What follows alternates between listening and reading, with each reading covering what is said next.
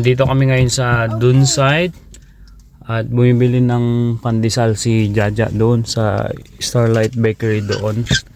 Ngayon, kaming lima, ako at saka si Jaja ay tutupad kaming choir. May tanging pagsamba kami, CFO, pangangasiwaan ni kapatid na Angelo Iranio Manalo, ang aming CFO coordinator sa buong mundo. Tapos si Isaiah naman ay sasamba din at saka si Tali. Pero si Ate Zia, sasamba ka rin ba anak? Why? I'm just gonna look up your tally after. Oh, so si Sia, hindi siya tutupad ngayon. Bukas siya tutupad.